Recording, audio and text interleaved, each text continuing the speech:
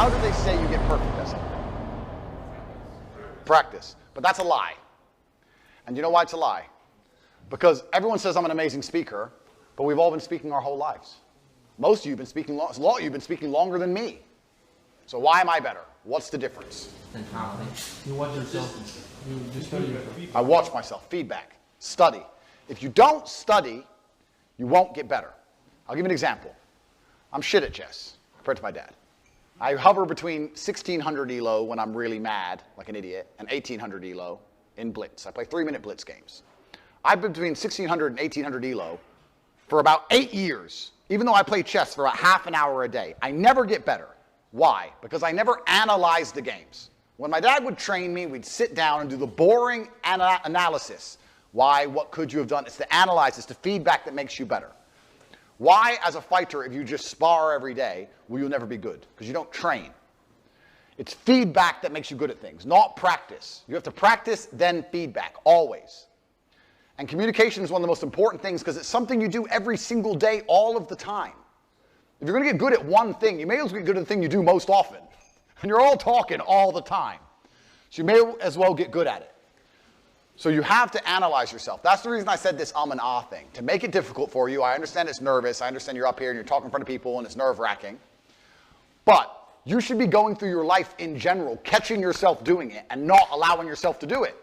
Because that feedback, it won't take long. It'll take 3 months until you find a way to just stop saying it. And it's so unique that you don't realize how many people you're speaking to who do it until you stop. It's like saying, have you ever seen a red car and you drive down the road and every car's red? When I sit and listen to somebody, I'm literally listening to them thinking, fuck you know, you've been speaking your whole life. You're a dummy, right? Because I don't do it anymore. So it's a pet peeve of mine almost. But you have to self-analyze yourself all of the time. Don't allow yourself to get away with it when you're not in this environment. It sounds like a small thing, but I'm telling you, when you can compendiously, concisely explain your point of view, when you can do what I do, which is machine gun 5 points at once, especially in a debate, it's very hard to argue against me. If you give me a minute, I've made 5 points and linked it into 2 older points, and I've hinted at a future point. And now you have to counter that. And you're like, you're a misogynist. You can't argue with me. That's why the BBC got wrecked. So you have to be very good. If I was saying on my BBC interview, it would have been over. I could have said the same things with a couple ums and ahs, it would have been over. I'm the worst man in the world. So it's battle, it's war. So I want you to all become very, very good with your speech. Because it's an easy thing. It's not difficult. It's not fighting. You're not getting hit. Stop saying stop saying ah. How do you structure it? You need a pause to think. So what I will do is I will either literally take a pause and stop. And a lot of that is body language to allow yourself to be given the time to do that. Or the second thing I'll do if I make a mistake is I'll repeat myself. So I'll say something like, there's an example. So I'll say. That sounds better than going, so I'll say, and I know English isn't always your first language. I know for some of you people, I'm not as hard because English isn't your first language. I completely get that. It's also the reason I refuse to speak another language because I speak English so well that I don't want to degrade. If you want to speak to me, you speak to me in my language. It's my battlefield. I win. But English is the language of the world, so you may as well get very, very good at it. And it will translate to all of your personal relationships. Your arguments will become shorter. You'll make more money. Everything is from communication. That's why I have a stick, and that's why I have a pet peeve for ums and ahs. Because it's the easiest way to just improve your overall status. Because you also come across extremely confident when you don't use and ah. You look like you know exactly what you're talking about when you don't use and ah. If I say what's 2 plus 2 and you go 4, you look dumb. If I say what's 2 plus 2 and you go 4, you look smart. The makes you look like an idiot. So it's a pet peeve of mine. I just said it's twice. I just did it.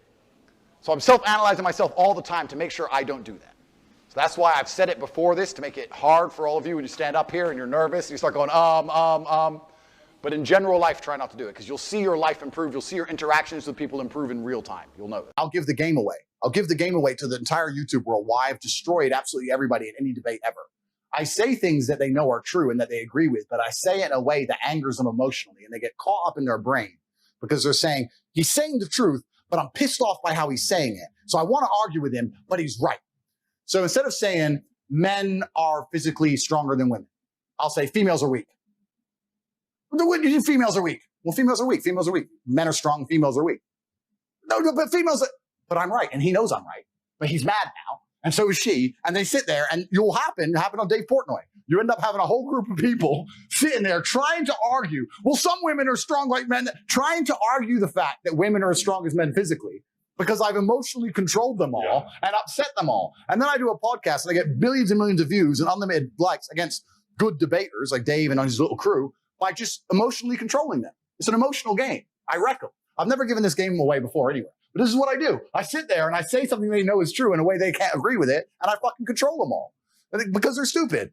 If I was me, I'd be like, yeah, okay, perhaps I don't like the way you phrased it, but you're very true. That takes intellect. People are emotional. So this is why I wreck all of them. And you're right. I poke them on purpose. And it makes it very difficult to argue with me, especially if they agree with what I'm saying, but they don't like the way it's being said. That's where you see the full breakdowns, the full mental breakdown. In regards to, I use perspicacious a lot. Indefatigable, I use a lot. I have favorite words I use. compendious is one of your favorite words. Compendious is another word I like to use. What is that? What is that? Compendious means presenting information in a concise way.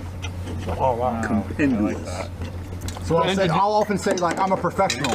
I'm particularly compendious, and I'm concise. Gotcha. I'll say that I'm a professional, I'm particularly compendious, and I'm concise, and then I'll make my point. So regardless of what the point is, before I've made the point, I sound like a genius. Right. So Andrew, do you have like a where are you picking these 5 words from? You're just going in the dictionary and just going. There's a bunch of free email lists you can go get from dictionary.com that give you word of the day. Mm-hmm. Oh, okay. I'm gonna put the meat to. Even on Patrick's Twitter status, he said, describe the Matrix in one word. And I said, beguilement. The word I chose. And that was a word I learned only a week ago. A week. That was a perfect. Just put it right in there. Beguilement means to amuse or distract away from wickedness or danger. Not many people know this, but I used to sell windows. You know the old school knock on the door? Window sales. I did window sales for 2 or 3 years, and I'd say this is one of the hardest jobs you could possibly do. And I would always recommend a young man, if he has some time to waste, to go sell windows. And the reason, it's fantastic, because I'll tell you why. It's the hardest one to sell because 1, nobody wants them. 2, they don't know who you are. And 3, even if you convince them that they need windows, after them not knowing who you are, then they go to all your competitors and then it becomes a price war. It's a nightmare. It's the hardest sales job. If you're selling a Lambo, at least they want the Lambo, right? Nobody wants glass and plastic. They already have windows. So you gotta find a way to sell them these windows. How do you do that? And that's where all this master communication comes in. And it's so many subtle little things. Being a good salesman is not necessarily being a liar. It's not being a trickster. It's just understanding what's gonna make the person believe and understand what you say. If I walked in and said, would you like new windows? And they essentially said, no, we don't need new windows. Our windows look fine. I would say, but what about the security aspect? While looking at their 3-year-old child.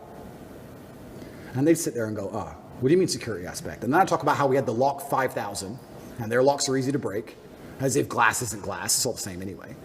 And you'd end up selling the windows. You have to find the triggers in people. There's another thing people don't understand about me and my message. Sometimes I sit here and I say things that piss people off because that's how you trigger people to make action.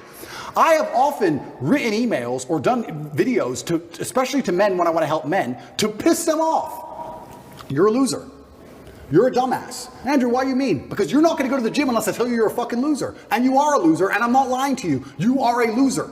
The emotional trigger you need to get up off that chair is the fact that you're not important, nobody cares who you are, any girl you're ever in love with I could take, and you're insignificant. And when you die, nobody's interested. That's your fault. You could have been something else. You did that. You failed. It has to be done. You have to be a master communicator. And sometimes that involves also insulting people. To be a master at communicating, you also need experiences worth talking about. You have to live a life. You need a degree of wisdom, and wisdom doesn't always come with age. It comes with life lived. I had a guy message me. This is a long time ago when I used to reply to my own emails. Too big now. But he said, I don't have any stories. My life's boring. I said, bro, where do you live? He said, Madrid. I said, bro, ride the train from Madrid to St. Petersburg.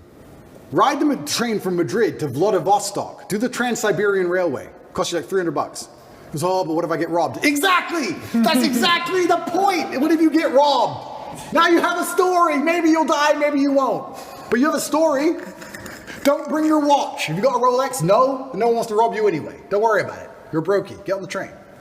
There has to be that degree of risk to even have a story, because when you have a story, then you can communicate the story.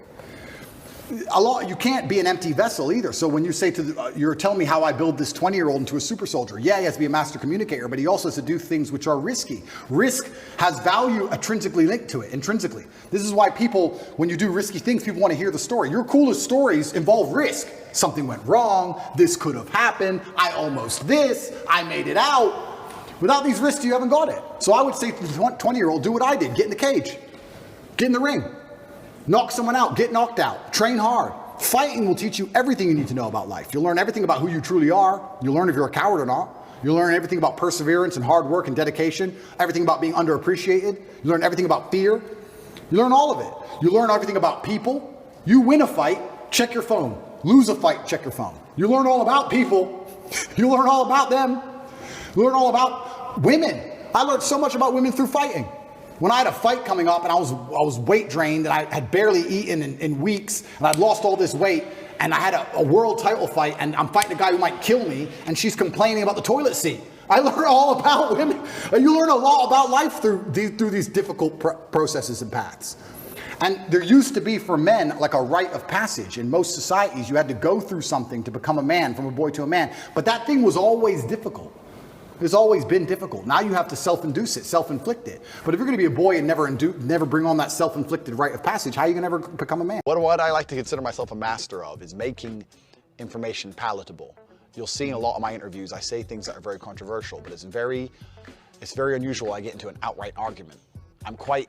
I famose it in, I smooth it. You understand the game there, you know? And I say it and they get a bit mad, especially with chicks, they get a bit mad when I come at a bit spin. I say something, I compliment them a little bit and they say, oh no, you actually had a good point, but I'm kind of like famose. And by the end of it, they're all like, well, he is right. That I get it in. You know what it's like when you got something big, you got to try and make it get in. I think in the modern world where arrogance is constantly frowned upon, of course, you know, we all know arrogant fuckers who we don't like. But arrogance with complete competence can actually be quite comforting. And I think sometimes when I'm saying things, I put them in such an arrogant tone to give them validity. So I'll give an example. Let's say you're about to get on a plane and the plane's about to fly through the eye of a hurricane.